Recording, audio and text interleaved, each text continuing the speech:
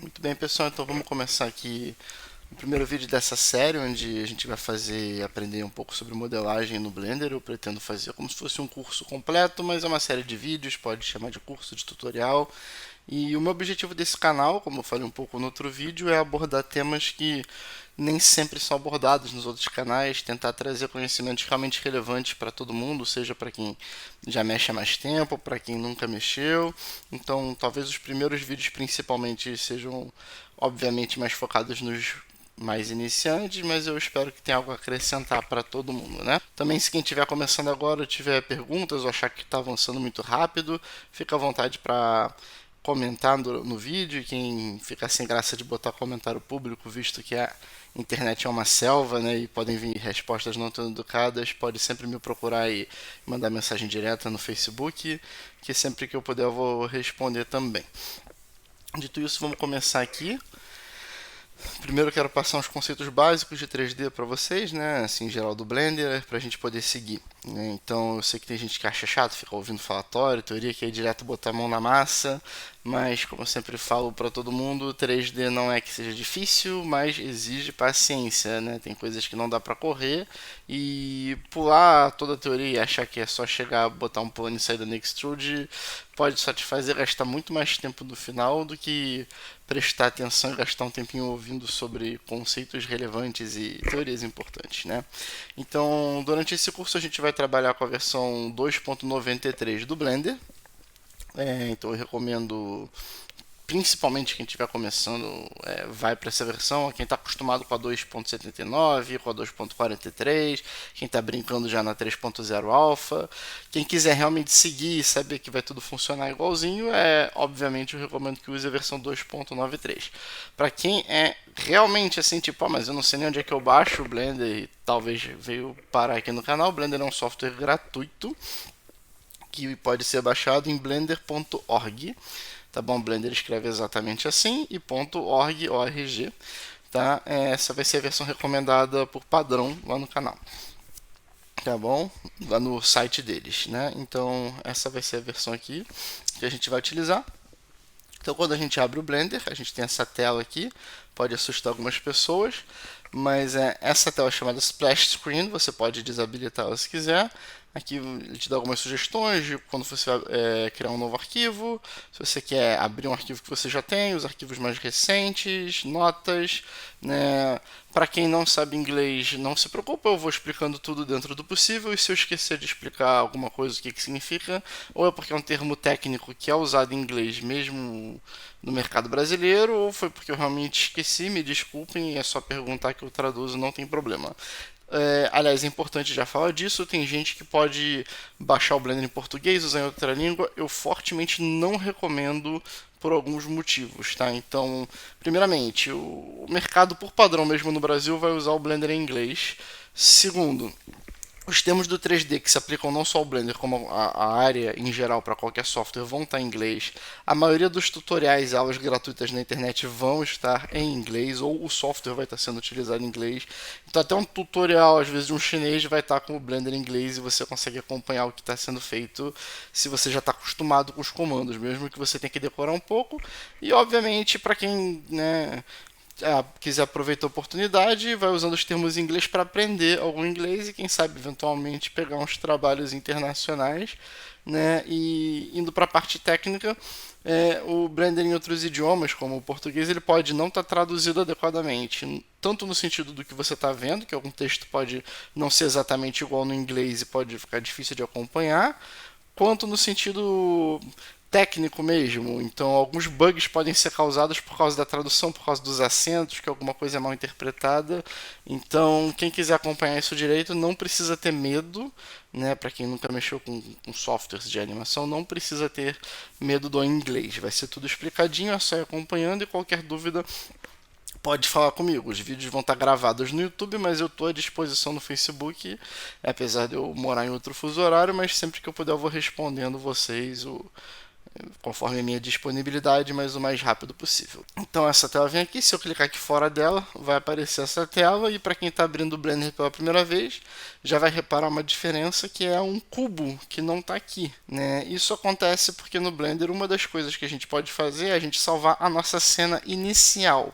Então, eu, por padrão, já deixei sem o cubo, porque eu vou modelar o que eu quiser. Eu posso começar com um plano, como normalmente eu começo. Eu posso começar com uma esfera, com um cilindro, ou fazer qualquer outra coisa que eu tiver afim. E eu não acho legal o cubo. Tem gente que diz que é tradição deletar o cubo para adicionar o cubo de novo. Eu particularmente prefiro sem. Quem quiser fazer a mesma coisa, é só, assim que abrir o Blender, deletou o cubo, vem aqui em File, que significa arquivo, Defaults, que significa o que vem por padrão, Save Startup File, que é salvar como está para ser o padrão sempre que você abrir o Blender. E quem quiser inverter, é só botar Load Factory Settings, ou seja, se você desconfigurar qualquer coisa no Blender, não sabe o que você mexeu, Load Factory Settings vai resetar o Blender para como ele vem, que é basicamente como está aqui, só que com o cubo. Outra coisa importante, para quem é mais avançado, eu vou explicar a interface com calma para todo mundo, vai reparar que eu tenho alguns plugins externos aqui do lado, eles não vão ser utilizados durante esse curso, tá bom? Talvez o Extreme PBR, mas provavelmente não. Então eu também recomendo, principalmente para quem está aprendendo, não fica indo atrás de plugin, não para quem está aprendendo do Blender e já tem experiência na área, obviamente, mas para quem está começando o 3D, não fica tipo, eu quero um plugin para fazer isso, quero um plugin para fazer aquilo. Se você trabalha com alguma outra coisa numa empresa gráfica, você precisa correr com 3D para entregar alguma coisa e você não está a fim de aprender, aí sim, por favor, vai atrás dos plugins, compra o modelo pronto. Mas quem quer realmente aprender a arte em si, eu recomendo fortemente que aprende o que você quer fazer. Depois você pode usar plugins que facilitem a sua vida, mas que caso o plugin não funcione por qualquer motivo, você não vai deixar de ter a sua arte, né? Então, a interface do Blender, né, para quem nunca viu, aqui nós temos vários layouts, né? Então aqui você teria o layout padrão, que ele chama de layout, você pode criar e editar os seus, né? Muitos softwares de edição têm isso hoje em dia, edição de vídeo. Modeling, que seria para modelagem, sculpting para escultura digital, e UV editing, que é para você mexer com as malhas UV, a gente vai explicar o que é isso ao longo do curso. Texture painting, que é para você pintar suas texturas diretamente no Blender. Shading, que é onde você vai mexer nos materiais, também vamos explicar sobre isso. Animation, que é focado em animação. Rendering, que é sobre renderização. Renderização é um passo onde você aplica a iluminação, faz uma composição e você vai gerar sua imagem final em 2D, né? Porque tudo que a gente está vendo na tela do Blender em 3D, né, são coisas que o computador está calculando e depois a gente realmente aplica e gera o render, que é a imagem finalizada, né? Ou, tem gente que traduz rendering como arte finalização, eu não tenho certeza se essa é uma boa tradução. Compositing é para um pouco mais avançado, tipo quando você, além de já ter o render, você quer aplicar certos efeitos, né, com camadas, isso é uma coisa mais avançada. E scripting é para quem sabe de programação, que é criar suas próprias ferramentas ou editar coisas do Blender. Compositing e scripting são coisas que eu provavelmente não vou tocar, são bem longe da minha especialidade no Blender, apesar de eu ser focado em programação no dia a dia, mas eu não programei coisas para o Blender ainda, eu mexo normalmente com web design, então eu ainda não tive oportunidade de mexer com o scripting do Blender, apesar do meu trabalho ser Python de fato. Pretendo em breve, se Deus quiser, começar a fazer umas ferramentas legais pra gente, né? Quem sabe trocando ideia com o pessoal que for acompanhando aqui os vídeos. Então vamos lá. Para quem não assistiu meu último vídeo, né, que foi mais um podcast, 3D, como uma área em geral, ela tem algumas divisões, assim, tem várias formas de se dividir, mas basicamente você teria a modelagem, que é onde você vai criar os modelos, depois você teria, né, você vai abrir a malha UV, isso ainda meio que faz parte da modelagem, que é como você desdobrar o teu modelo 3D, né, cortar como se fosse aquele papel, né, de dobradura, para você poder pintar, aplicar texturas, né. Então qualquer conceito também que vocês estiverem sentindo falta, né, esse canal é novo, é experimental, eu vou acrescentando nos próximos vídeos, né. Eu não sei o quão iniciante vão ser as pessoas que estão assistindo, eu também não quero perder tempo demais explicando muito conceito desde o começo, que todo mundo já sabe, mas por outro lado, para quem não sabe, eu não quero deixar passar nada. Então, embora aqui você tenha todas essas estações de trabalho diferentes, eu provavelmente ao longo do curso vou ficar só no layout, tá bom? Às vezes eu vou vir para o UV Editing, talvez para o Texture Painting, com certeza para o Shading, e são essas as que eu uso basicamente. Eu costumo animar aqui embaixo a gente tem a timeline de animação, que você pode puxar para cima facilmente. Tem muita coisa da interface do Blender que dá para mexer, praticamente tudo, trocar cores. Então, no momento, para esse curso inicial, eu não quero também gastar tanto tempo só falando de interface, senão vai ser um curso inteiro só sobre interface. Mas passando pelo básico aqui em cima, File, abre, tem as coisas, Edit, Render, né, Window, enfim, eu não quero gastar tanto tempo nessa parte aqui, como eu disse, antes de começar, porque conforme a gente for modelando e usando, a gente vai, eu vou dizendo, né, todos os atalhos que eu estiver utilizando, e vou explicando o que eu estou usando cada um, né? Tem gente que coloca um plugin para gravar cada tecla que está sendo apertada. Eu honestamente acho que aquilo distrai mais do que ajuda, então eu vou dizendo, eu apertei tal coisa por causa disso, por causa daquilo, vai ser tudo muito bem explicadinho, tá? Agora vamos ao que importa um pouco mais para falar desde o começo. Essa parte aqui, se eu apertar o N de nariz, ela some e volta. Tá? E aqui eu tenho Tool, é a ferramenta que eu tiver selecionada. View, a gente vai usar muito essa Camera to View, selecionar e desselecionar. Isso controla o quanto a gente está mexendo certas coisas na câmera, que eu vou explicar ao longo do curso, assim, provavelmente assim que a gente começar a modelar de fato. Né? E Edit a gente vai mexer algumas coisas.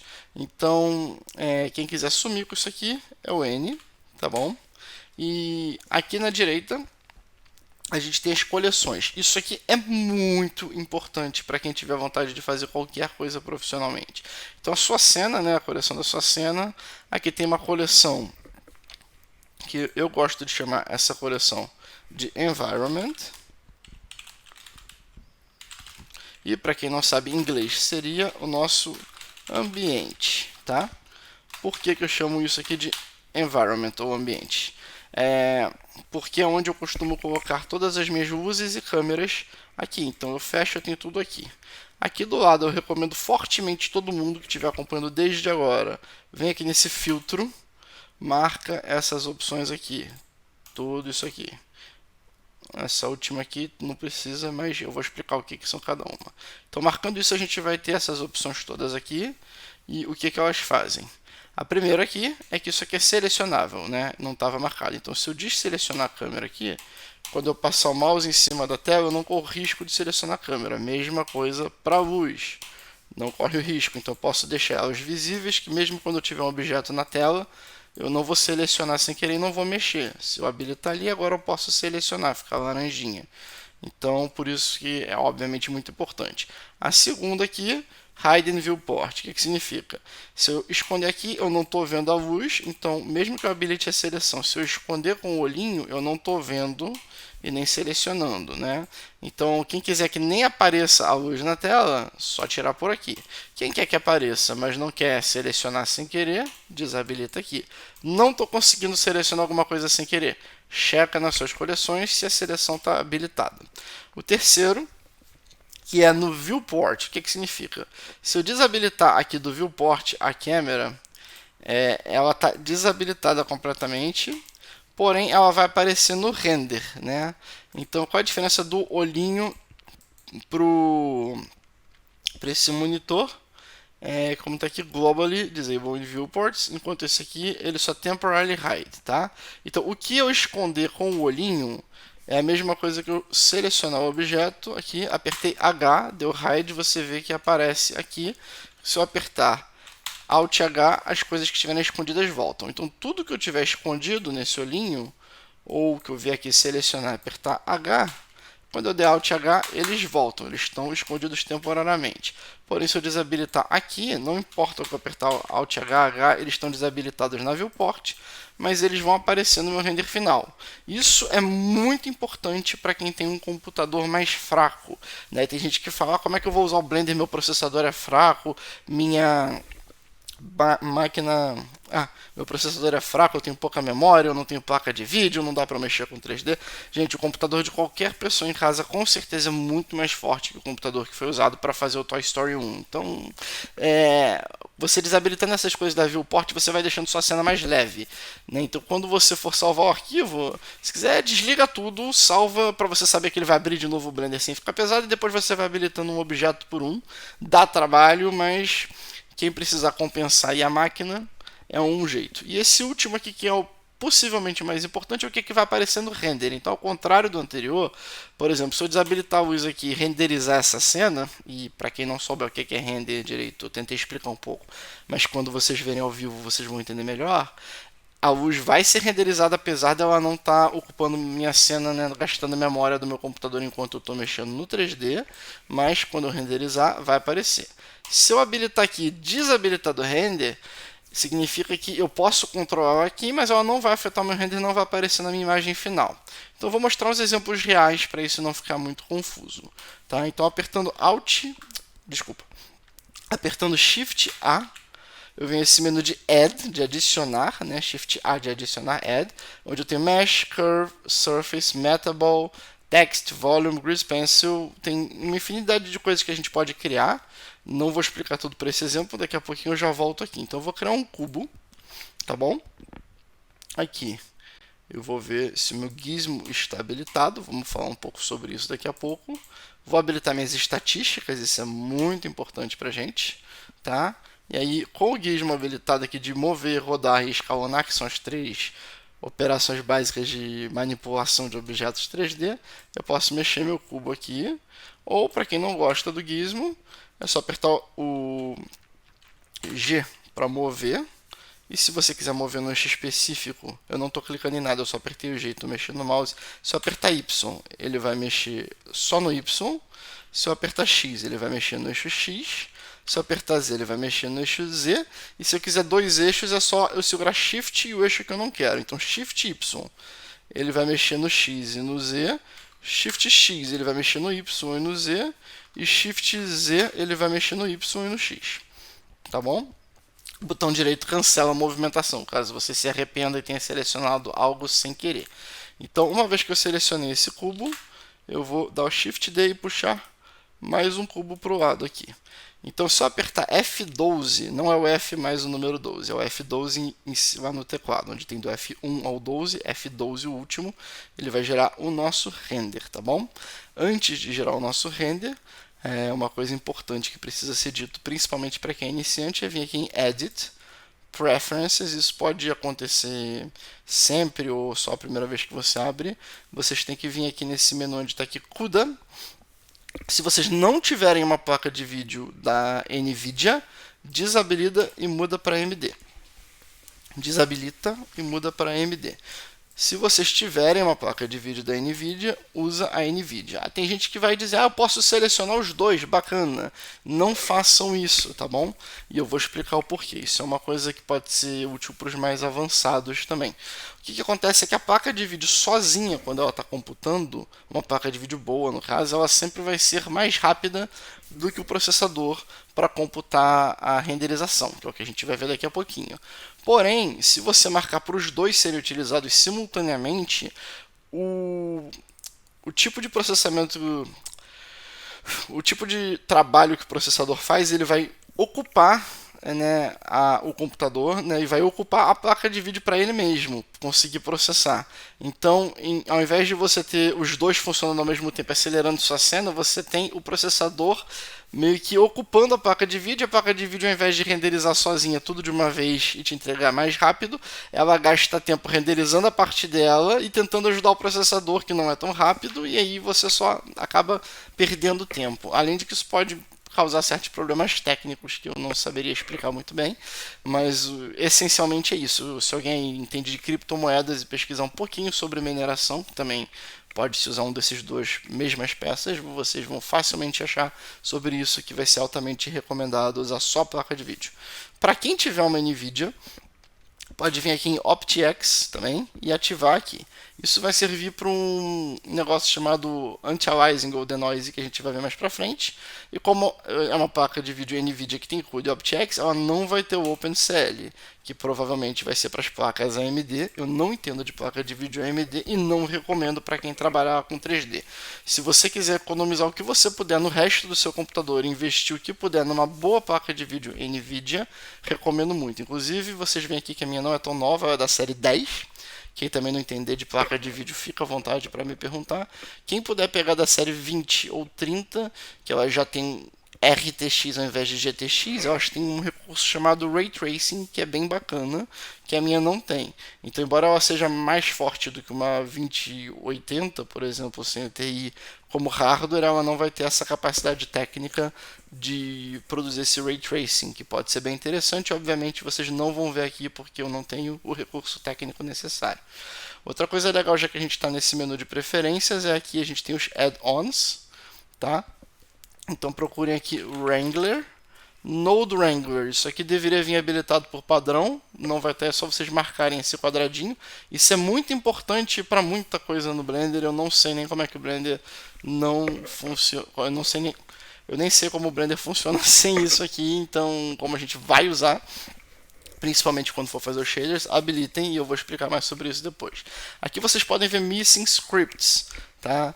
Isso aqui significa que alguns plugins que eu tenho não estão atualizados para essa versão do Blender, porque o meu workflow pessoal eu uso 3 versões do Blender, mas eu vou explicar isso mais para frente, de forma mais detalhada. Quem já quiser saber, eu uso no começo o 2.0. Eu uso para começar um projeto onde eu vou ter um humano, por exemplo, 2.8, onde certos plugins só funcionam até o 2.8, mas tudo que o plugin gera, ele já gera no Blender de uma forma que fica finalizada sem depender do plugin. Então, quando eu termino de usar os plugins no 2.8, eu vou salvar aquela cena que não tem nada, só o que eu precisei do plugin, abrir aqui no 2.93. No 2.93, que é a versão estável, eu vou fazer o projeto inteiro. Quando o projeto está completamente pronto para renderizar, não quero mexer em nada, aí eu posso abrir o 3.0 Alpha com o Cycles X para testar o Cycles X, não para render profissional, para um render que você tem que entregar, faz direto no 2.93. Então esse seria um workflow usando 3 versões diferentes. Não precisem se preocupar com isso, para esse curso a gente vai usar só o 2.93. Quem tiver curioso, Oscurrent Tools é um plugin que eu nem lembro se eu cheguei a usar, e Quadrimesher é muito útil para quem usa modelos prontos ou precisa consertar modelos que vêm triangulados de terceiros, que ele gera muito bem, ele regera, né? Ele faz uma retopologia muito boa, né? Até para quem quiser testar para fins de retopologia não orgânica pode funcionar, porque ele não vai se preocupar muito com a topologia do rosto, por exemplo, né? E depois que você acertou aqui o Node Wrangler, acertou lá em cima no sistema, tua placa de vídeo ou processador. Para quem tiver a placa de vídeo da AMD, nesse caso, desabilita aqui, deixa no processador, independente de qual for o processador. Tá bom? E aí você vem aqui nesse quadradinho, Save Preferences, significa salvar preferências. Tá com dúvida? Tá com medo de ter feito alguma coisa errada? Vem nesse quadradinho que a gente chama de sanduíche, né? Vai no autosave, bota, tira World Factory Preferences. Isso vai resetar as configurações para o padrão de fábrica do Blender. Tá? Então é isso. Então, recapitulando aqui, quando a gente aperta o N, que é o nosso menu de ferramentas, a gente vai ter aqui o View, vai ter o Tool e o Item, a gente vai ver isso com calma. Nessa setinha aqui, View Objects, está marcado tudo por default, então quando você tudo por padrão. Então quando você tiver algum tipo específico de objeto mais para frente que você não quer ver, para limpar sua cena sem ter que ir nas coleções, pode desabilitar por aqui. Se eu tirar Mesh, meus cubos vão sumir. Eu posso tirar só a seleção de tudo que é Mesh. Então também quando você não quer controlar individualmente os objetos, mas tipo um grupo de tipo eu não quero mexer em nenhuma luz, eu posso mexer por aqui ao invés de na minha coleção, né? Então aqui é o que a gente pode ver. Essa segunda setinha aqui que é Show Gizmo. Gizmo, para quem não sabe, é essa rodinha que aparece aqui com esses controles Então aqui eu botei para usar tudo, ele tem aqui default, a gente pode mudar para global, normal, são vários conceitos que a gente vai ver para frente. Gimbal é muito importante para quem for mexer principalmente com a animação de personagem, é uma questão de 3D um pouco mais avançada, de quando a rotação de um eixo entra em conflito com a do outro e gera um movimento muito doido, e aí você usa o gizmo de gimbal para corrigir as rotações da sua animação. Tá? Aqui, esse menu é bem legal aqui, que é o de overlays. Então, por exemplo, aqui 3D Cursors, ele não vai mostrar o cursor ali no meio da tela. Annotations, a gente não tem annotations. Text Info, o mais importante para a gente vai ser o Statistics, que ele fica aqui no canto esquerdo. Quando eu marcar ele de volta aqui, vocês vão ver. Ele mostra o total de objetos na minha cena, que é uma lâmpada, uma câmera, 2 cubos, 4 objetos totais. Eu tenho selecionado um cubo desses 4. Se eu selecionar os 2, ficariam 2 de 4. Aí está aparecendo 3. Eu já sei que selecionou alguma coisa a mais. Foi a lâmpada. Já sei que eu posso ter selecionado a lâmpada sem querer. Então, um primeiro motivo para isso ficar sempre em evidência aqui bem importante. Independente de se nós temos triângulos ou quadrados, ou quantos vértices, faces e arestas nós temos, ele já calcula para a gente aqui o total da cena. Então você vê que está muito pesado aqui, né? Você já pode começar a tirar. Então olha só, eu falei um pouco da diferença do olhinho para o monitor, que o olhinho só esconde temporariamente. Ele já diminui de qualquer forma aqui, ele já economiza a memória. O monitor, com certeza. Então você vê que até o meu total de objetos, quando eu tenho algo escondido, diminui. Isso aqui pode te ajudar a controlar a memória, né, o processamento do seu computador, como eu falei, para caso, né, para quem tem uma máquina mais fraca. O mouse, obviamente a gente precisa mexer no mouse, né? Eu apertando o botão do meio do mouse vai ser importante ter o botão do meio. Quem tiver um mouse só de 2 botões, procure. Se não, dá para mexer por aqui também. Se eu clicar ele e girar, eu vou girar minha câmera livremente, tá bom? Se eu apertar naquele teclado numérico na direita, no fim do teclado, o número 1, eu vou vir para frente. O número 3 vai vir para o lado. Tá, o lado esquerdo do objeto, ao lado direito de quem está olhando. 7 vai vir para cima. Tá bom? O 9 vai girar. O 6 vai girar nesse sentido. O 8, enfim, cada um deles vai girar de um jeito, mas os principais são 1 para frente, 7 para cima, 3 para o lado. E se quiser inverter, Ctrl 1 vai mostrar o que está atrás, Ctrl 7 vai mostrar o que está embaixo, Ctrl 3 vai mostrar o outro lado. Tá bom? Aí eu quero girar de volta. Diferente do Maya do 3D Studio, onde vocês estão vendo, né, que teria o ortográfico, perspective, isso a gente define no Blender com 5. Então, quando apertar 1, ele automaticamente vem para o ortográfico na frente. Se eu apertar 5, ele vai voltar para a perspectiva, a grid de trás vai sumir. E aí, quando eu mexer a câmera, a gente vê que está aqui, só que como eu estou exatamente de frente, ela não aparece na perspectiva. E também, se eu apertar o botão do meio do mouse e girar a câmera, ele automaticamente volta para a perspectiva. Mas mesmo no modo de perspectiva, se eu apertar o 5, eu vejo a visão ortográfica. Mexer a câmera na perspectiva não vai tirar do ortográfico, porque eu ativei manualmente. Então eu aperto o 5 de novo e volto a ter perspectiva. Ficou na dúvida se ativou ou não? Aperto 1. Mexeu o mouse, teoricamente ele vai voltar para a perspectiva desde que você use uma dessas câmeras. Então aqui voltou. Tá? Por que é importante a perspectiva e por que é importante o ortogonal? O ortogonal, que é quando eu uso uma dessas câmeras, eu aperto 5, ele está me mostrando o objeto como ele realmente é, independente da nossa perspectiva. Porém, com a perspectiva, a gente vê que o cubo ele vai como se fosse diminuindo, né? A perspectiva humana. Enfim, basicamente a perspectiva é como a gente vê e o ortogonal seria como é realmente, assim, digamos, fisicamente. Para quem for modelar alguma coisa simétrica, né? Inorgânica, é bom usar as visões ortogonais, mas é sempre bom e é ótimo que o Blender faz isso automático, de quando você mexe, né, nesse ângulo que seria de 3/4, ele já está em perspectiva, que é o que vai importar no final para a visão. Eu sei que essa explicação técnica pode estar um pouco fraca, mas vocês podem pesquisar um pouco mais sobre perspectiva ortogonal, quem tiver interesse nisso. Né? E demorou um pouquinho, mas então eu tinha adicionado os 2 cubos para explicar a questão do render. Né? Então, por exemplo, se eu apertar 0, essa é a visão da minha câmera. Tá? E aí que vem aquela questão que eu falei que a gente ia usar aqui do lado no View. Se eu selecionar aqui Camera to View, que é câmera para a vista, ela vai ficar selecionada aqui. E quando eu mexer o mouse durante a visão da câmera, eu vou realmente mexer a câmera. Porém, se eu tirar isso aqui, quando eu mexer o mouse, eu só vou sair da visão da câmera. Tá? Então tem que tomar cuidado. Você quer que a câmera ande, você deixa habilitado. Aqui, quero dar zoom out, zoom in. Terminei de mexer com a câmera, botei a câmera onde eu quero, desmarco sempre na dúvida para eu não perder a posição da minha câmera.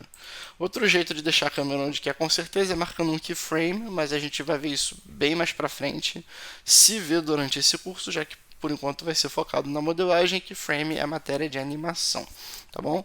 Então agora que eu estou com a câmera onde eu quero, apertando 0, tá bonitinho. Com isso aqui desmarcado, eu estou dando zoom no mouse, né? Então o que vai ser renderizado é o que está dentro desse quadrado e o que está escuro é o que está fora. Isso é para a gente ter uma noção de margem e com isso desmarcado, rolando o mouse para frente ou para trás, eu posso ver melhor aqui na tela.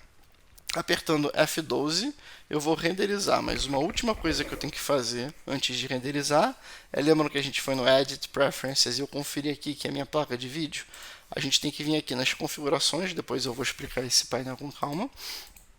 Tá bom? Aqui nessa câmerazinha de costas a gente tem o Scene, onde você tem o Render Engine. E o Blender ele tem duas opções de Render Engine, que é o nosso motor de renderização, que é basicamente o algoritmo que vai calcular, né, o que vai produzir nossa imagem final, nossa arte final. A gente tem o Eevee, que ele funciona em tempo real, e o Cycles, que ele vai fazer um render mais realista, mas que precisa de mais computação, mais processamento. Esse Workbench eu confesso que eu não testei ainda e não conheço sobre ele, não sei nem se é uma novidade do 2.93, mas a gente vai focar no Eevee e no Cycles, e durante esse curso a gente vai focar no Cycles, tá bom? Então, selecionando o Cycles, ele automaticamente vai mudar aqui para Feature Set Supported ou Experimental. Obviamente a gente vai usar o Supported e Device, que é qual dispositivo, qual peça do computador vai usar para computar o render. Por padrão ele vem a CPU, e aí, como eu já habilitei minha placa de vídeo no Editing, eu posso escolher aqui de GPU Compute, que ele vai tirar essa opção aqui de shading, tá? Então, primeiro eu vou mostrar para vocês o que seria o CPU, que cada core, ou cada núcleo do seu processador, pode ser dividido em dois ou não, e no caso de quem tem núcleos múltiplos, cada núcleo é dividido em threads. Então, por exemplo, você pode ter um processador com 8 cores, 8 núcleos, que é o meu caso, cada um é duplo, então eu tenho 16 threads. Você pode já ter ouvido falar isso de forma abstrata e nunca visto na prática, porém, se eu renderizar pelo CPU, né, usando o meu processador, na hora que eu clicar para renderizar, vai aparecer 16 quadradinhos, que são cada thread do meu processador, calculando um pedacinho da cena. Como essa cena tem só 2 cubos, ela vai ser renderizada muito rápido, eu não sei se vai dar para ver muito bem. Apertei F12, ok, dá para ver aqui os 16 threads correndo, eles estão processando a nossa cena, beleza. E aí vai aparecer aqui, eu renderizei um frame, que é uma imagem. O tempo que levei foi 9 segundos, 87 milésimos, ou seja, um pouco menos de 10 segundos. Ele gastou 1.53 MB de memória, o pico foi 2 MB. Tá bom? Aqui eu posso dar zoom out, zoom in nessa cena aqui. Ela tem um destaque, mas não dá para ver que é o mesmo cinza. E se eu gostei do resultado, eu posso vir em Image, Save As. Vocês estão vendo que tem um serrilhado aqui, tá faltando, tem uma coisa meio granulada, não tá legal, né? Então, como é que a gente resolve isso? Como eu tenho essa placa de vídeo específica, eu posso marcar aqui o Adaptive Sampling, que ele vai, com 0 ele vai calcular automaticamente para onde que eu preciso de mais samples, onde preciso de mais cálculos do computador e onde precisa de menos. E junto com isso eu tenho o Denoise, que eu vou marcar aqui e vou botar OptX, que é o que funciona para minha placa de vídeo. Para quem não tiver uma NVIDIA com suporte OptX, vocês pesquisem se pode usar isso ou não. A gente pode ver um outro denoise que usa no compositing também, tá bom? Então, se eu renderizar essa mesma cena com essas opções, ele vai ativar isso aqui. Isso aqui, como o OptX é vinculado à placa de vídeo e eu só uso o render da placa de vídeo na prática, eu já vou mudar aqui para GPU Compute, ok? Então, quando eu der o F12, dessa vez vai ter um quadradinho só, que é só o núcleo da placa de vídeo, e ele já vai tentar fazer esses cálculos para mim. Eu não sei se o render com denoise funcionaria no CPU, tá bom? Então vamos apertar o F12 novamente, Reparem que agora vai ser um quadrado só, mas ele renderizou muito mais rápido a nossa cena, né? Então agora ele está gastando um tempo só recalculando algumas coisas, levou aparentemente um pouquinho mais de 9 segundos por causa do denoise. Vocês podem ver que aqui não está mais tão com aqueles granulados, não está tão serrilhado. Né? Se eu ver algum serrilhado é porque eu estou dando zoom demais. Essa imagem está renderizada em Full HD, que é a resolução do monitor. Então, para esse render parece que levou mais tempo, porque ele fez o cálculo do denoise a primeira vez. Talvez se eu renderizar de novo, ele já leve menos tempo. Vamos ver aqui. Né? 3, não sei se ele vai recalcular alguma coisa. Outra coisa que tá, ó, já levou 7 segundos, entendeu? Então tem certas informações que já ficaram salvas, levou menos de 8 segundos dessa vez. Outra coisa que muita gente pode perguntar e a gente vai deixar por padrão aqui já, nesse menu aqui de Output Settings, que é essa impressorazinha, é as configurações de saída. Aqui a gente tem a resolução do nosso projeto. Por enquanto a gente pode deixar 1920 por 1080. Quem tiver uma máquina mais fraca, ou principalmente enquanto você está testando o render, se você lembrar, você pode botar aqui 480 por 320, pode brincar, você vai ver mudando o aspect ratio aqui. Quanto menor for a resolução aqui, obviamente o seu render vai terminar mais rápido, né? Eu não vou mexer em muita coisa por aqui. Frame rate por padrão vem 24 frames por segundo, que era o padrão do cinema. Eu vou trabalhar com 30, mas a gente não vai mexer com a animação por enquanto, então isso é um pouco irrelevante. É só meu padrão de configuração. Output. Isso aqui é a saída do arquivo, isso é bem importante. Isso é bem importante, então esse output, a gente se deixar no tempo vai tudo para a pasta temporária do Windows e, enfim, quando fechar o programa você pode perder os seus renders que você fizer com o Ctrl F12. A gente vai chegar lá depois. Então aqui, quando a gente for selecionar o nosso Output Settings, que é a nossa pasta de saída, se eu ver aqui, por exemplo, em Desktop, eu tenho aqui já um Test Project, que é um projeto teste, tá bom? Então eu poderia aqui já começar a criar as minhas pastas, né? No caso, quando eu criar a pasta do projeto, é legal já criar aqui. Então eu vou ter uma pasta para os meus renders, tá bom? Eu vou ter uma pasta para as minhas imagens de referência, que eu vou chamar de Source Images, tá? Por que eu vou chamar de Source Images? Porque eu mexi por algum tempo com o Maya, e quem vem de lá já tem essa nomenclatura por padrão, vocês chamam como quiserem, tá? Seria tudo minúsculo e junto no caso do Maya, mas aqui então que eu renderizar vai vir para cá. Source Images vai ser, né, as minhas imagens onde eu vou usar texturas externas, essas coisas. Eu tenho uma pasta também referências, né? Eu prefiro em inglês, eu vou botar references, mas da preferência de cada um. Quem estiver achando, poxa, você é metido, você prefere tudo em inglês? Não, lembrem que eu não moro no Brasil, então por hábito a gente usa inglês aqui fora para tudo. E até para vocês se acostumarem, vai pegar um cliente internacional, porque o brasileiro não vai se incomodar que você botou esses nomes em inglês, mas se você mandar para um gringo que precisa entender, vai fazer uma collab com algum youtuber bacana, é legal que ele consiga entender o que você está fazendo e você mostra que está preocupado com a comunidade internacional nos seus projetinhos. Por isso que até nas minhas coleções eu vou até escrever os nomes em português às vezes, apagar e botar em inglês igual eu fiz agora, às vezes eu vou escrever em inglês direto, né? E para quem se perguntar por que eu escrevo em português, apago e boto em inglês, é para vocês saberem que eu tô, né, para ter uma certeza que eu realmente estou gravando esse vídeo do zero e não acharem que eu peguei algum vídeo de gringo e estou traduzindo aqui.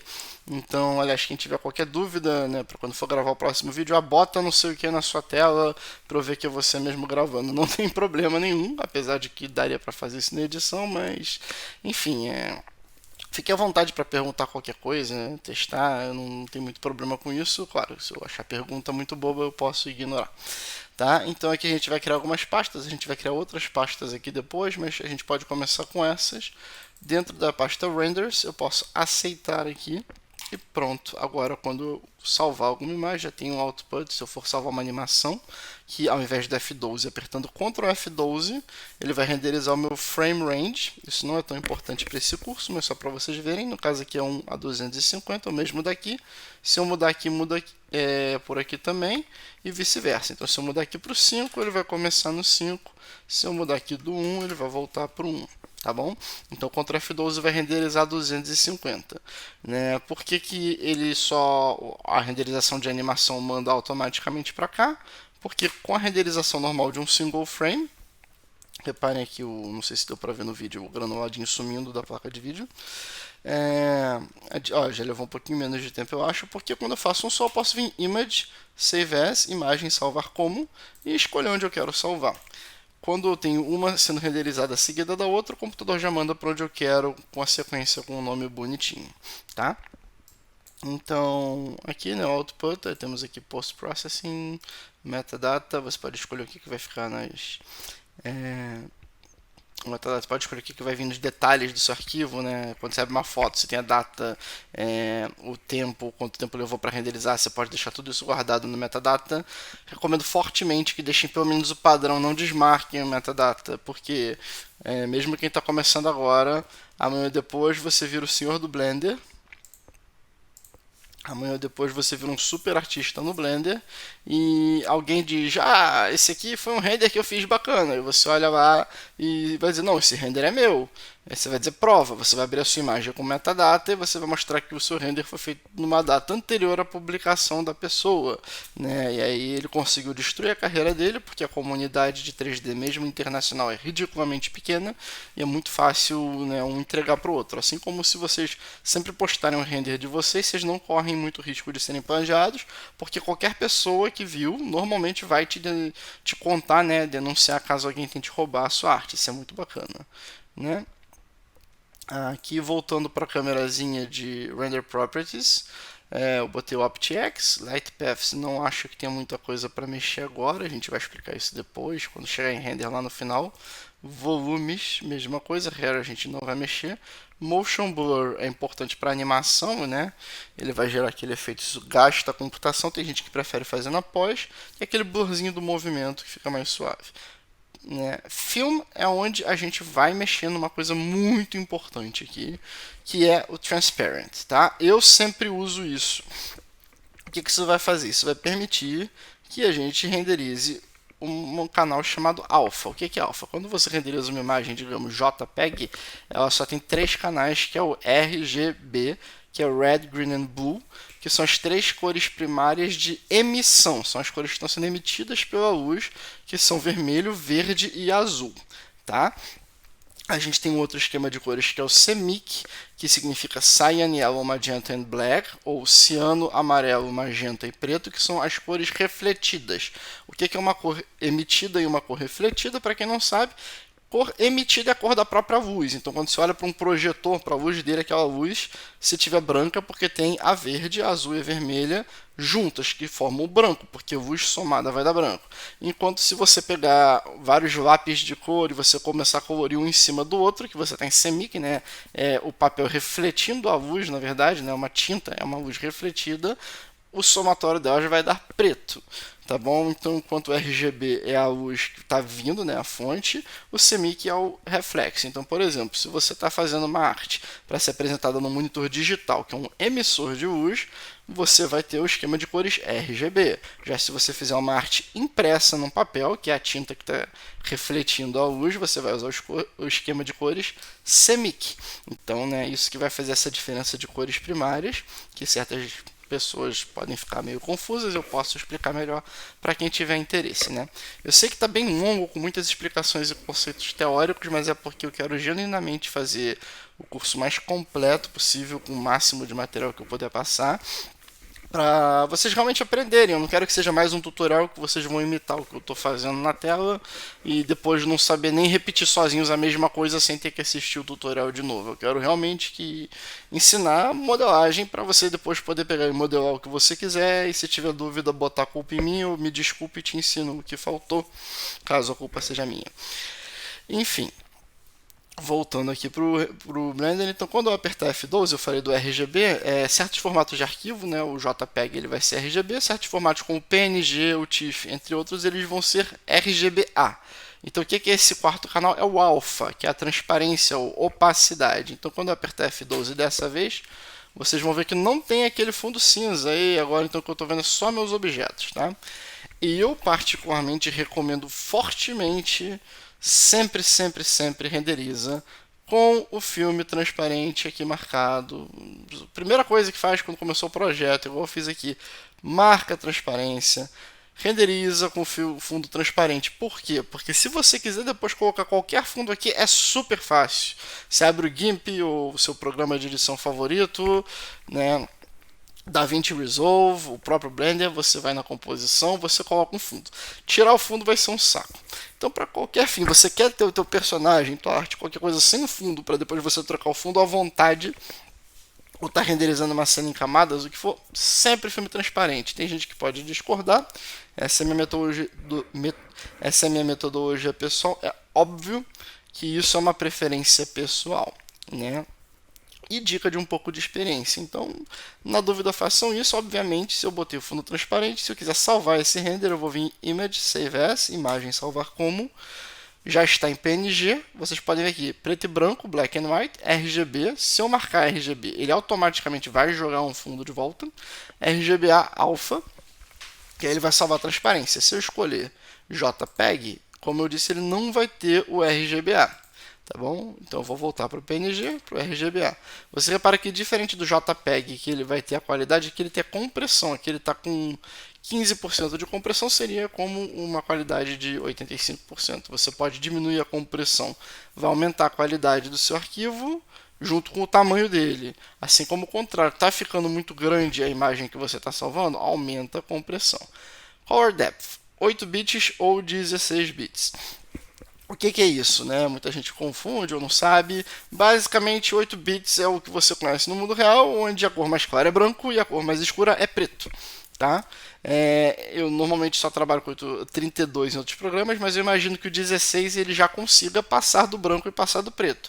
E aí você deve estar me perguntando, tá bom, mas que maluquice é essa para um ser humano de ficar mais escuro que preto ou mais claro que o branco? Então, isso é porque se você fizer um render onde a sua cena está super escura e tem coisas que vão aparecer pretas para a gente, mas você tiver a imagem em 16 bits, quando você tentar clarear a informação da imagem por estar mais escuro que o preto, quando você clarear, você vai conseguir clarear certas coisas que estavam tudo pretas ou escurecer coisas que estavam tudo brancas e revelar o que realmente tinha ali. Já em 8 bits você tem uma imagem padrão onde o que saiu tudo preto no render é igual ao que saiu tudo preto numa foto, que se você tentar clarear, só vai ficar cinza ou branco, mas não vai ganhar forma. Não tem nada escondido ali nem no preto nem no branco, digamos assim. Não tem motivo para quem não for trabalhar com composições avançadas de mudar isso para 16, até porque isso vai deixar a sua imagem mais complicada de trabalhar. Então deixa do jeito que vem, só ajusta a compressão conforme a necessidade. Então, estamos claros. Outra coisa que muita gente pode não saber é que se eu fechar aquela janelinha do render, dependendo da versão do Blender ou do que o Blender está afim de fazer, ele pode fechar o seu Blender, né? Então não se assustem se isso acontecer, é mais um motivo para sempre salvar a cena. Mas vamos dizer que você fechou a janela e igual aconteceu comigo, o Blender continua funcionando normal, só que eu quero ver de novo o que eu renderizei, sem ter que renderizar de novo. Nesse caso, ao invés do F12, a gente aperta o F11 e ele simplesmente abre a janela como ela estava. Então aqui eu posso ver o render, agora que eu renderizei transparente, aliás, a gente consegue ver a borda do Blender em si. Então quando eu dou zoom out e zoom in, vocês veem o que realmente é a minha cena que foi renderizada da minha tela. Tá? Então o F11 ele vai trazer essa janela para frente sem renderizar de novo, o F12 vai renderizar de novo, tá bom? Então eu recomendo fortemente, sempre que vocês renderizarem, para garantir, minimiza isso aqui, vai ficar esse ícone duplo, mas não tem problema, é melhor do que você... vai ficar ali embaixo o ícone duplo do Blender, como tem outra janela que vocês podem selecionar aqui, né? Mas é melhor deixar quieto ali do que fechar e fechar o seu Blender sem querer, às vezes você não salvou. Então, repetindo o processo, F12 vai renderizar. Ó, vamos tentar ver o granulado sumindo aqui com o denoise da placa de vídeo. Beleza. 7,77 segundos. Terminou? Minimiza. Cria esse hábito, pode te salvar muito choro, né? Viu, gente? É muita informação e, como eu disse, esse curso vai ser realmente completo para iniciantes, tá bom? Então, aqui, como eu tinha mostrado para vocês, né, a diferença do olhinho para o monitor, sim, eu não esqueci do assunto. Se eu pegar o primeiro cubo aqui e eu desabilitar na visão, ou no viewport, nos dois, mas ele ainda está habilitado no render, tá? Aliás, eu vou fazer um de cada vez, tá? Desabilitei a visão, tá no viewport e no render. Apertei F12, vai estar tudo aqui de novo. Já ao contrário, habilitei a visão, desabilitei o viewport, mas ainda está no render, vai aparecer do mesmo jeito, F12. Quer cancelar o render porque já viu o que queria? Aperta o ESC. Ele vai cancelar o processamento do render. Eu mesmo agora vou lembrar de minimizar aqui, tá bom? Já se eu marcar o monitor e o olhinho, está aparecendo com certeza na tela, mas eu desmarcar aqui o Disable in Renders, né? Desmarquei a câmerazinha, apertar F12, dessa vez ele não vai aparecer. Então, isso já tira a dúvida de algumas pessoas que podem pensar, poxa, meu objeto está na tela, mas ele não aparece no render. Lembrando que esses filtros eles não vêm ativados por padrão, a gente ativou eles aqui, então marca para ativar aqui. Outra coisa interessante é que isso aqui dá para fazer keyframe, tá bom? Insert keyframe. O que significa isso? Que para quem mexe com animação, você quer que uma coisa não apareça até um frame determinado, tipo 90, e quer que apareça a partir do 100, você pode criar keyframes aqui para ele só aparecer a partir de um certo ponto, sumir no outro, economizando assim sua memória, o seu processamento e a sua vida e talvez o seu cabelo. Então, é isso, né? Aqui a gente tem nossas coleções. Uma coisa que eu falei que era importante é a gente cuidar das coleções. Então, por exemplo, se eu pegar esses dois cubos e selecionar aqui, arrastando o botão do mouse e apertar a tecla M, que é o atalho, a gente vai usar muito atalho. Quem ficar assim, mas como é que faz os 39 jeitos de clicar e de selecionar? Alguns eu vou mostrar, nem todos, porque na vida prática a gente vai trabalhar mais com atalhos. Anotem no caderninho de vocês. M de Maria vai deixar eu mover para uma coleção. M de mover. Eu posso mexer para uma Scene Collection, para um Environment. New Collection é uma nova coleção. Então, para quem aí estiver aprendendo inglês durante o curso, New é novo, Collection é coleção. Vou apertar aqui. O nome dessa coleção vai ser Geometrias, tá bom? Que eu simplesmente poderia chamar também de malhas ou objetos, ou nesse caso eu vou chamar simplesmente de mesh, ou meshes, que são malhas, tá bom? Vou dar OK, você vê que ele já criou a coleção nova aqui do lado e ele já transferiu para cá. Então isso facilita a minha vida, que se eu quiser simplesmente pegar essa coleção como um todo do environment, tá? Eu vou mexer a câmera aqui para a gente ver a câmera e a luz. Se eu desabilitar aqui a visão do meu environment, agora eu só tenho minha geometria. Se eu desabilitar os meshes, eu tenho as outras coisas. Tá? Então, quando eu for fazer 15 personagens separados, cada personagem vai ter a sua coleção com as suas geometrias, é muito mais fácil e mais organizado de controlar. Outra coisa, cada objeto novo vai ter um nome novo. Então, esse cube inicial vai se chamar cube, né? Mas a gente tem o cube 1. Isso é um nome não muito legal. Então, a gente pode mudar o nome desse aqui para Cool Cube, que seria cubo legal. E se quiser, o pessoal que viu do Maya, né, as viúvas do Maya, pode botar começando com a minúscula e começa a próxima palavra com a maiúscula. Se chama Camel Concatenation ou concatenação do camelo, né, porque cada próxima palavra vai ter essa coisinha, a caixa alta, como se fosse, né, a córcova do camelo. Então esse vai ser o Cool Cube e esse aqui vai ser o Nice Cube, tá bom? Aliás, outra coisa que a gente pode ver na coleção é que se eu clicar nessa setinha, eu tenho aqui a geometria editável, né? Então, aqui em cima a gente ainda não viu, a gente tem os modos de edição do Blender, né? Object Mode é como a gente está aqui fora, onde eu estou vendo a cena como um todo e eu estou mexendo na cena como um todo, tá? E quando eu selecionar o objeto, ele está selecionado, mas ainda na cena eu posso selecionar outro, eles são objetos separados. O que eu fizer aqui fora vai afetar o que está selecionado.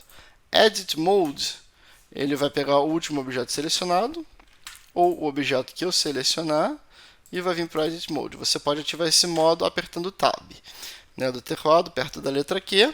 Ele vai alternar entre o Object Mode e o Edit Mode em princípio, tá? E se vocês repararem, quando eu entro no Edit Mode, aparece esse verdinho aqui, né? Então, se eu clicar aqui nesse verdinho, eu estou selecionando, na verdade, o que está dentro do meu objeto, né? O que está sendo editado. Então, você vê que originalmente ele era o Cube 1, mas o que está aqui dentro a gente não precisa mexer muito e talvez nem deva mexer, porque aqui a gente vai ter os nossos Vertex Groups, Shape Keys e outras coisas que a gente vai ver mais para frente com edições avançadas. Vertex Group é uma coisa muito importante, mesmo para quem não for mexer em animação. Shape Keys, obviamente, é para quem for mexer com animação, né? Enfim, vendo os outros modos aqui, a gente tem o Sculpt Mode, que é para quem estiver fazendo uma modelagem, né, high poly, quer botar detalhes, vai ser tipo o ZBrush do Blender. Se eu clicar aqui, cada modo que eu mudo, muda as ferramentas, muda aqui em cima. Né, o Sculpt Mode você precisa ter mais Vertex. Vertex Paint. Eu confesso que eu não lembro a última vez que eu vi alguém usar esse modo específico, mas é provavelmente para ajudar a fazer Vertex Groups. Weight Paint, esse é muito importante, o weight, ou peso, né? Pintura de peso aqui que vai influenciar em várias coisas, tanto qual osso está afetando qual parte do corpo num rig, ou o que está sendo afetado por partículas, onde é que vai gerar, o que vai afetar, o que vai ser mais leve, mais pesado no objeto. Muita coisa no Blender vai ser afetada pelos Weight Paints, tá? Texture Paint, para a gente pintar a textura de um objeto com material, normalmente isso vai ser feito na estação de Texture Paint aqui em cima, onde você pode ver em 2D, aqui as UVs desdobradas, como se fosse um dado desdobrado, né? E a gente vai poder pintar e brincar aqui. Não sei se a gente vai mexer muito nisso nesse curso, não prometo, mas podemos abordar um pouco conforme a necessidade. Vou voltar para o layout onde a gente fica.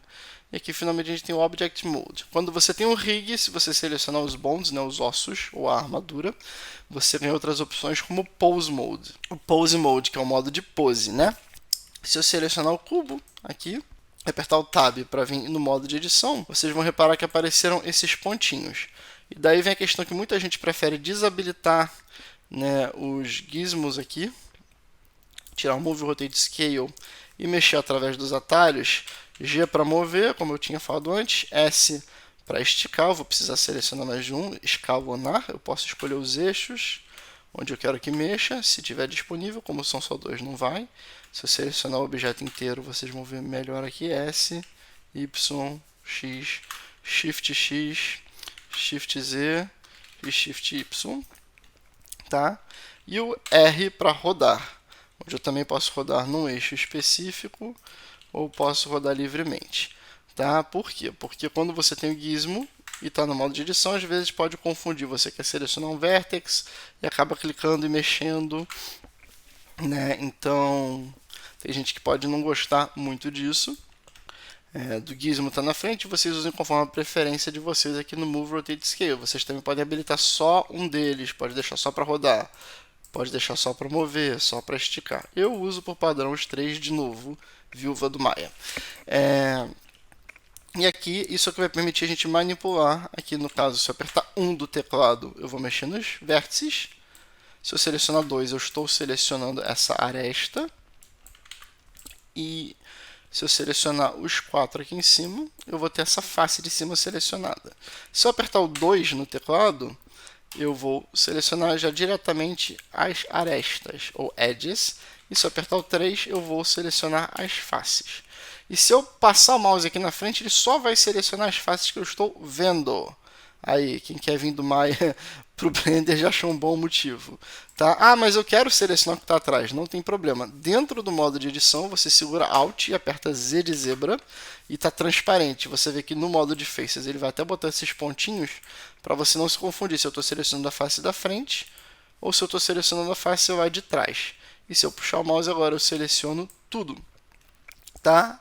Estou com medo de selecionar tudo, Alt Z, só vai selecionar o que está na frente. Quero selecionar tudo, deixa a transparência. Então isso é um controle fantástico do Blender, não sei se tem no Maya hoje em dia, graças a Deus eu não mexo mais nele, não pretendo mexer. De novo, estou muito feliz com o Blender. Né? Aliás, uma coisa importante também que não foi dita, o curso que eu estou ensinando para vocês é para mexer em 3D, modelagem, animação, e como vocês já devem ter percebido, eu aprendi no Maya e estou ensinando para vocês no Blender.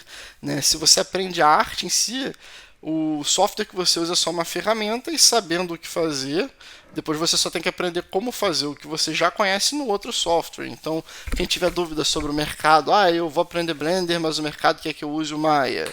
Ou eu estou com uma empresa que as pessoas têm alguma necessidade especial e usam o 3D Studio Max, né? Necessidade especial aqui foi uma piada pejorativa proposital mesmo. Não levem a sério, tá, gente? Brincadeira. Eu não tenho nada contra quem usa o 3D Studio, apesar de eu odiar o software em si. Mas, enfim, se vocês aprenderem no Blender, vocês conseguem aprender outro software relativamente rápido. O importante não é saber onde é que está cada botão, o que cada botão faz, é saber o que você quer fazer, né? Então, aqui, voltando para o modo de edição, é onde a gente brinca, né? Obviamente, para quem está assistindo esse vídeo super longo já deve estar se coçando para aprender, tá? Como é que eu faço alguma coisa mais útil do que este cubo? Bom, então se eu clicar numa face e puxar para o lado, eu estou manipulando a face. Porém, se eu apertar a letra E de Extrude, e ele já vai botar nesse eixo por default, a gente vai fazer uma extrusão. O extruir, eu realmente não sei como é que traduzem o Extrude, mas é um dos termos mais importantes do 3D. Por que isso é legal? Porque se eu tirar o meu Extrude, e eu, por exemplo, diminuir aqui, apertei S e diminuir, está afetando tudo aqui do meu objeto, tá? Porém, se eu fiz aquele Extrude bacana, agora tem essa divisão que é um Edge Loop a mais, né? Então, se eu selecionar aqui com 2, eu tenho um Edge. Se eu segurar o Alt, ele vai dar a volta e selecionar a linha toda, que é o Edge Loop, tá bom? E se eu quiser ir manualmente fazendo aqui, eu peguei aqui, segurei o Shift e vou indo um por um. Quando a gente tiver mais, a gente pode ir indo com o Ctrl também. Então, 1, 2, se eu segurar o Ctrl e apertar aqui, ele vai dar essa volta e não vai fechar. Vou poder dar o Ctrl aqui e ele vai tentar fazer outro caminho. Então a gente tem que saber guiar com o Ctrl, pode ir indo um por um com o Shift. Segurou o Shift de novo, selecionou um só dia e seleciona. Ou segurou o Ctrl e fez uma caixa de seleção, também vai tirar. Tipo assim, selecionei aqui, esqueci que estava na transparência. Selecionei um monte de vértex. Aí eu lembrei de reabilitar a transparência. Quero desabilitar esses aqui. Segura o Ctrl, vai desselecionando tudo que você não queria. Agora ficaram só os da frente, né? Então vamos selecionar tudo aqui. Então lembra sempre de conferir a questão da transparência. É bem óbvio e intuitivo, como vocês estão vendo. Então agora que eu fiz um extrude, se eu selecionar essa face, e eu posso escalonar por aqui com o gizmo, né? Só por aqui, ou só por aqui. Vocês já viram que a gente começa da forma. Eu gosto de usar os atalhos normalmente para escalonar. Eu posso diminuir aqui só no eixo Z, puxar para cima. Para isso eu já vou usar o gizmo e aqui, ó, você vê que eu já tenho uma forma, né? Ele não afetou o que estava atrás da divisão. Então, para isso que foi o extrude. Então, se eu der mais um extrude aqui, apertei o E, puxei, né? Aperto o E e não clique em nada, tá? E faz isso. Aliás, um erro que muito iniciante pode cometer é apertou o E, mexeu, apertou o botão direito, cancelei meu extrude. Não, o botão direito ele só cancela o movimento. Na dúvida, você vai puxar e vai ver que o extrude aconteceu. Então, eu vou dar Ctrl Z de novo. Dei Ctrl Z demais. É só Ctrl Shift Z, que eu sei que aqui ainda não tinha um extrude desnecessário. Outra coisa que eu já posso mostrar para vocês é que aqui na vista lateral, que eu vi que isso aqui está de lado, se eu quiser alinhar para ver que está reto aqui em cima, a primeira coisa, obviamente, eu vou ativar a transparência, vou apertar 1 para selecionar os vértices, selecionei aqui. Como eu estou vendo ortogonal, eu não tenho certeza que selecionei o que está atrás. Então eu giro a câmera para conferir que eu selecionei realmente o que eu quero. Volto para a vista que eu estava. Aqui com esse botãozinho azul de escalonar ou mexer, eu vou jogar para o meio da tela. O máximo próximo do zero. Também pode ser com S no eixo que eu quero, até ficar bem perto do zero, tá retinho. Então eu vou dar um exemplo para ficar mais grosso para vocês. Selecionei aqui, puxei para cima, selecionei aqui, puxei para baixo. Selecionei todos esses, S, Z. Quanto mais longe você tiver o mouse aqui da tela, mais controle você vai ter para chegar perto, zero. Beleza? Então aqui vocês também já aprendem a alinhar, né? Essa primeira aula está bem longa, é claro que eu ainda não vou falar muito de topologia, dessas coisas, isso aí a gente vai definir quando a gente realmente começar a modelar o nosso objeto selecionado. O objeto selecionado em questão está sendo selecionado enquanto eu gravo esse vídeo no grupo Blender Brasil por votação. Eu dei duas opções para o pessoal votar, né? Então também quem quiser ir brincando com o Extrude aqui, né, vocês podem ir tentando fazer coisas criativas, mas na prática, desculpe o balde de água fria, vocês quiserem começar a modelar, a gente precisa de referências, assim como a gente vai usar no projeto após a votação. Então é muito importante ter referências. Aliás, sobre referências tem um programinha gratuito chamado Quadro com K, Quadro. Depois eu posso colocar um link disponibilizando ele para vocês aí na descrição. Ele é gratuito e você pode abrir imagens. E as imagens abertas no quadro elas ficam como sticky notes. Você tem um botão, né, você clicando com o botão direito nelas e dando always on top, significa sempre em cima, mesmo você clicando de volta no Blender. A imagem continua onde você deixou, do jeito que você deixou. Eu vou usar bastante durante os tutoriais, então vocês vão ver em ação. Para quem tem dois monitores, pode jogar todas as referências no segundo monitor. Não é o meu caso. E aí você pode deixar várias imagens abertas como referência e seguindo as referências, né? Então é isso aqui, né? A gente aprendeu um pouco do Extrude. Ao longo do tutorial, a gente vai, ao longo do curso, tutorial, como quiserem chamar, a gente vai vendo muito mais sobre os menus aqui do lado, sobre as funções de modelagem em si do Blender, o porquê que é importante usar referências, como posicionar os objetos, o que fazer. Aliás, uma última coisa que eu quero falar para vocês, que é importante aqui no Edit Mode e Object Mode. É importante saber em qual modo você está. Embora as ferramentas mostrem, você veja o que dá para selecionar. O modo objeto, como eu disse, você seleciona o objeto como um todo. E se eu criar um novo objeto aqui, ele vai ser completamente separado. Ele vai ficar na coleção que eu estava, mas eu tenho esse Torus aqui como um objeto separado. Porém, se eu estiver dentro do Object Mode, mesmo sem nada selecionado, e eu der Shift A, você vê que eu estou no Object Mode por esse quadradinho aqui também, o verde selecionado. Se eu der Shift A e criar o mesmo Torus, e ele faz parte do meu cubo, não aparece nada novo, né? Não vai criar um Torus um nome novo, porque ele considera que é o mesmo objeto. Tá bom? Então, quando eu der Tab e sair do Object Mode, você vê que os dois saíram. E quando eu der Tab de novo, entra para os dois, porque na verdade é um objeto só. Nesse caso, tem um atalho bem importante do Blender, que é quando você está editando um único objeto, porém as peças não estão conectadas, se eu passar o mouse em cima sem clicar nada e apertar o L, ele vai selecionar só aquele grupo. Select Linked, que é linked é o que está conectado um ao outro. Então, selecionando esse grupo inteiro com o L, porque eu criei, digamos, esse Torus sem querer no modo de edição e eu queria um objeto separado, eu posso tanto apertar o X e excluir todas as faces, ou eu posso simplesmente clicar com o botão direito e vir aqui em Separate Selection, que é separar seleção, e aí sim ele vai criar um QCube 01, porque ele não sabe mais que é um Torus. Eu posso dizer aqui rosquinha ou donut. Pronto. Outra coisa, agora quando eu sair do modo de edição, cada objeto é separado. Ah, mas e se eu quiser dois objetos separados e editar os dois ao mesmo tempo? Eu posso? Pode. Selecionei os dois, apertei Tab, os dois entram em modo de edição. Isso é útil quando você quer deformar coisas de dois objetos que estão juntos aqui ao mesmo tempo. Você não vai poder conectar eles, não deveria pelo menos, que pode dar uma coisa muito errada, mas dá para entrar os dois em modo de edição. Outra coisa que muita gente pode fazer errado, para quem já viu, eu vou criar o Torus do zero para mostrar. Eu vou criar com um cilindro, que é o melhor exemplo. Então, se eu criar um cilindro, assim que eu crio o cilindro, aparecem essas opções. Se eu clicar fora, mexer ele, qualquer coisa, elas vão sumir. Mas tem gente que já aumentaria aqui a resolução dele. Porque se eu mexer o cilindro aqui, a gente vê esses tracinhos, né? Então, ele por padrão, quando eu crio um cilindro, agora está 155, ele vem 32, né? Então, quando eu puxo ele, não está com definição, né?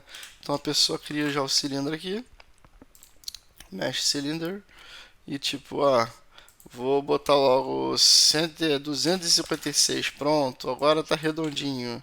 Só que isso vai deixar o teu objeto muito mais pesado do que ele precisa, tá?